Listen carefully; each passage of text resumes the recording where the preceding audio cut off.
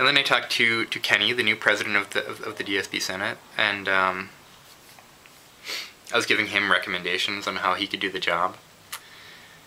And it felt really awkward for me to be doing that, because it felt like he was giving me an opportunity to speak to him, because maybe I might have some stuff valuable that was valuable to tell him, but maybe it was more that he wanted to be working with me rather than potentially working against me, and he was just satisfying my need to be part of what he's doing so that he wouldn't have enemies and he'd have allies, and that's what it really felt like to me.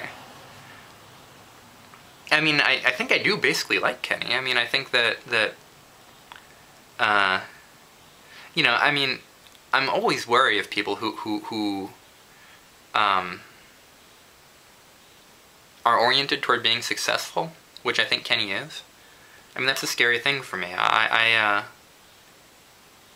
You know, my immediate reaction to that is, this is somebody who wants to be successful. They're perhaps putting that before having integrity, doing what's right, before, I don't want to focus on morality, but having a heart connection to the world and acting from that, caring and being, you know, I mean, there's a difference between being moral and really caring, and I think the later is the one that's more important and more valuable, you know?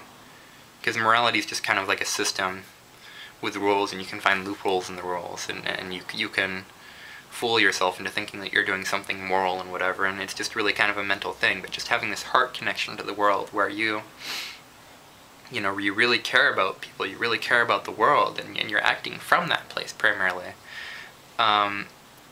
is something that I find very valuable, and you know, I feel very comfortable with people who are coming from that place. And when somebody's coming from a place of wanting to be successful, and even if they're doing good work in the world, even if the result of the work they're doing in the world is positive, I just feel wary around them. I feel, anyway, so I feel that with Kenny. So I think he basically is doing good work in the world, but you know, I feel like he is kind of trying to manage me. I think that he is probably wary of me to some degree. He doesn't understand me.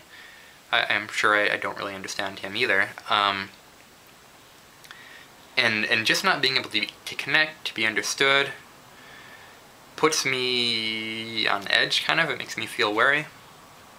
And I talked with him for like an hour, but I didn't even really talk with him. It was like I was talking to him. It was almost a one-way conversation. I didn't like that. You know, there were lots of things that I wanted to say, and I guess I put myself in this situation where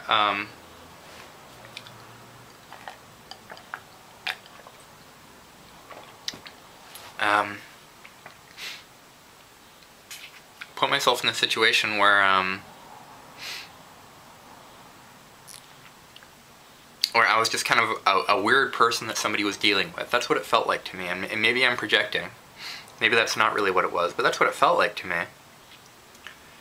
You know, it seemed like there was a point in the conversation where he wasn't even listening to me, because I offered to email him these documents, and I said, would you like me to email those to you? And I waited a couple seconds, and he didn't respond. And it was almost like he was paying attention to something else, like reading something or something, and hadn't realized that I'd asked him a question. And maybe I'm reading into it, you know? Maybe that's not what happened, but that could be what happened. And if that is what happens, that makes me feel bad. That makes me feel really bad. That's a situation I don't want to be in. That's not a dynamic I want to have with people. I want to be understood. I want to be powerful. I want to be Robin. I want to be I want to be. You know, I want people to understand me. So that didn't feel good. And then the third situation is that I hung out with Isabel, Jose, and Miguel, and we were going to go to the beach. You know, I didn't realize that I guess none of them had done this before. We were going to go to the beach at night, and hang out on the beach. And I guess none of them had camped at beaches or gone to beaches at night before. So Isabel's idea was to go to a beach in Santa Cruz, like actually a beach like adjacent to the city, and it's like, oh my god, I've done that enough times that I know that's obviously a bad idea, and not something that's really realistic, or at least that's what I thought. But actually, we did at the end go to a beach that was in the city, and there were some people on the beach, so I didn't expect that. But certainly every time I've gone to the beach before, where you're going to be there at nighttime, you go far away from the city, like 20 miles away or something. So, I was going leading them to a beach that I thought was good, and it actually ended up that where we parked was not where I thought it was. So that was kind of a failure of my memory and my direction. But I thought we could still make it work, and they were feeling really kind of wary of the whole situation, because I guess it was just kind of outside of their expectation. But I felt like I knew what needed to happen to make it work. And I started walking to the beach, and they were following me, and then they turned around and went back to the car because they were scared of walking at nighttime. We're walking through an agricultural field. I think they were growing lettuce or something, or Brussels sprouts maybe. And they didn't want to be walking through a field at nighttime. That was outside of their sphere of comfort. So I felt like I needed to kind of force the situation, so I just kind of left.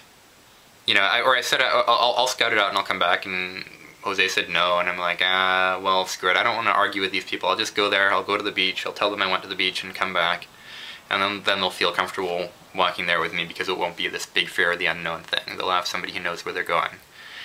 And that turned out to be a bad situation. So I ran off, I came back like 10 minutes later, and they were panicked that I'd left. I mean, they knew that I'd left, they'd seen me leave. But that was just they were afraid of being alone at nighttime, and Isabel honked on her horn? Jesus, I get it, I get it. She's not in this situation before, she's not comfortable, it feels like I'm doing something crazy to her, but I guess here's the thing that was really uncomfortable about that situation to me, or here's the thing that made me feel really bad about that situation. What made me feel really bad about it was that I didn't read them well enough, especially Isabel. I think to some degree Jose and Miguel may have panicked a little bit as well, but certainly Isabel did.